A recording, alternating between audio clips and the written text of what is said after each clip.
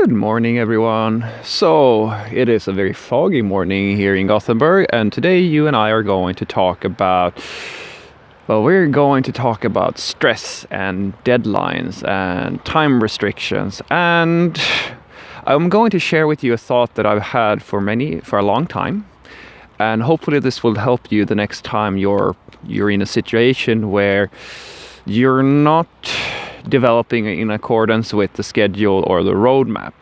So let's get into it. The first and foremost thing we need to do is to define what a roadmap is. So for those of you who haven't been working in software development, it's a very popular concept to have a roadmap, which is basically just a schedule of different features that your company wants to deliver in a given time period. Now, you should know that this is, in my opinion, probably where the first problem of that is going to end in the end result. Just bear with me now. This is where the problem starts.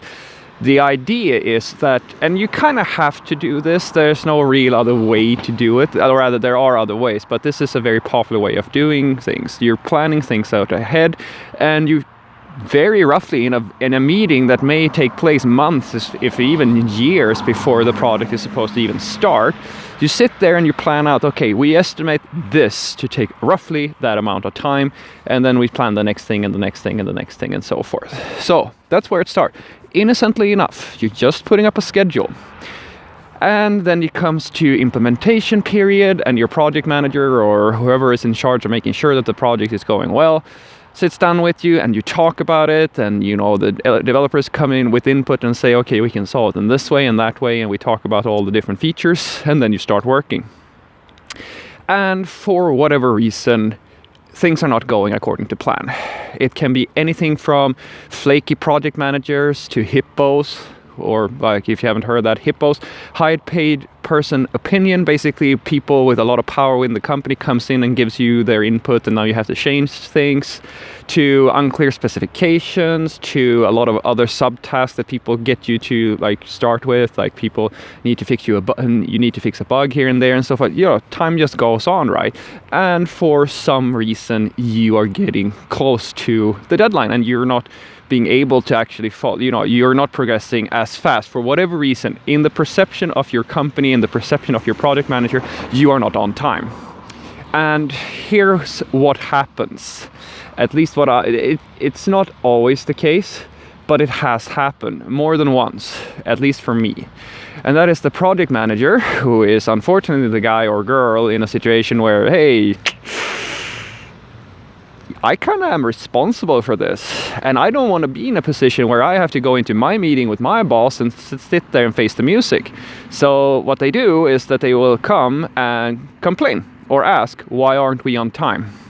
And this is where you, as the developer, will, especially if you're a little bit more junior, and maybe even if you're more senior, you will start looking inwards. You will start blaming yourself. You will start asking, you get stressed because you know that the deadline is coming up and you're supposed to deliver this. What can you do? How can this have happened? Why aren't you moving faster? Why aren't you coding faster? Why aren't you solving problems faster? And here I am trying to give you I don't want to give you another perspective on this. It is true that with experience, the better you get, the faster you can solve problems. It is true that there are genius programmers out there in the world who are, as we call them, the 10x programmer. And the 10x programmer is a philosophical or theoretical person who is 10 times faster than another coder, like these super people who can solve problems extremely fast. There are a lot of disputes around these people and whether or not they exist, but what I can give you as a fact of the matter is that this world has too few programmers. Just think about that. We don't have too few 10x programmers, we just have too few programmers in general. And the fact is that regardless of whether or not you want to be you can't solve that problem by saying that we simply want smarter programmers, because there are no smarter programmers. Programmers are just people, and you're solving a dynamic problem, which is a moving target. So it's extremely difficult to determine whether or not a programmer is smart or not.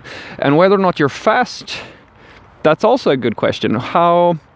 Think about it this way. If you have a programmer who has been on the same project for 10 years and you realize that, hey, this is a really good programmer, we need to hire some more so we can move even faster. You're even the smartest, best programmers out there in the world, you're going to be faced as a company with two decisions. Either you're going to have to hire people that are only as smart and as well equipped to deal with these problems as that programmer, and trust me, you're not going to find those.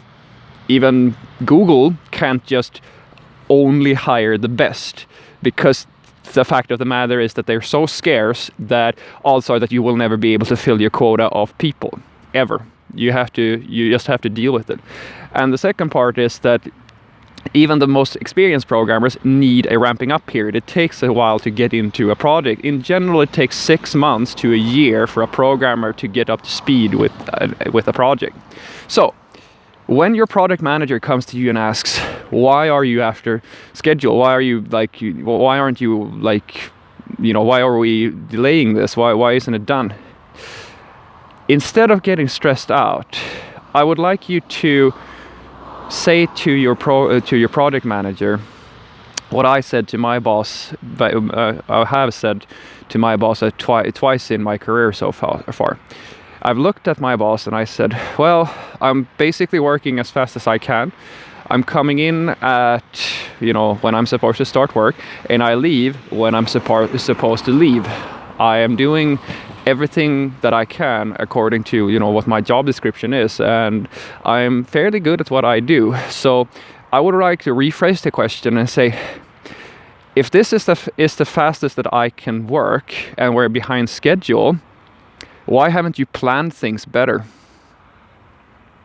They have never had an answer to that, because the perception is that you are the one who's not working fast enough. But think about it.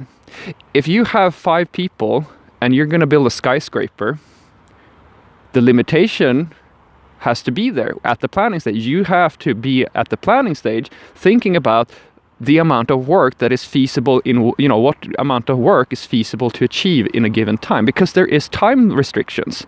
You are working, you are providing a service, and that service takes time. You can't just magically make things go faster. And I explained this to my project manager as well. I said, the deal is that you can do 2 things. You can either add more people to the project and make, so that you can increase the speed, or you can simplify the problem. In other words, you can cut features and you can reduce the amount of work. But the time it takes to achieve the goal is constant. As I said, unless you have this theoretical 10x programmer that can do everything much faster than everybody else. And I tell you, I've never met someone like that. I have met truly great programmers, but none of them is like 10 times faster than everybody else. And those are the limitations of reality. You can add speed or you can reduce the load. That's it. You can't do anything else. So when your project manager comes and asks you, why aren't you on schedule? You should tell them that the problem isn't that I'm not on schedule. The problem is that my job takes this amount of time to do. And the issue is that you want things that is taking a lot of time to build. I'm working as fast as I can. What can I do? Like, you can, if you want to help me out, stop looking to me and asking the question, why aren't I delivering fast enough? Ask yourself, why have you overestimated how much work me and my colleagues can provide in this amount of time? It's very rare that this is something people think about ahead of time. So to you, the engineers, I want you to know that if you are behind schedule on a project and you can honestly look your boss in the eye and say, I have worked as fast as I can on this without compromising the quality of my work, and then you should not feel bad about it. Offer solutions. Say that we can cut features, we can go lighter on testing. I give them the options that they have and tell them roughly how much of a time difference it's going to make. But even if that is not going to make the difference that gets them to where they want to be, then the ball is in their court. They have made a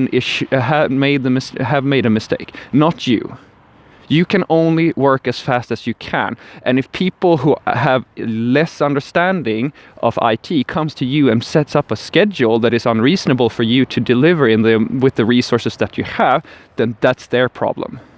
Try to help them, but don't feel guilty.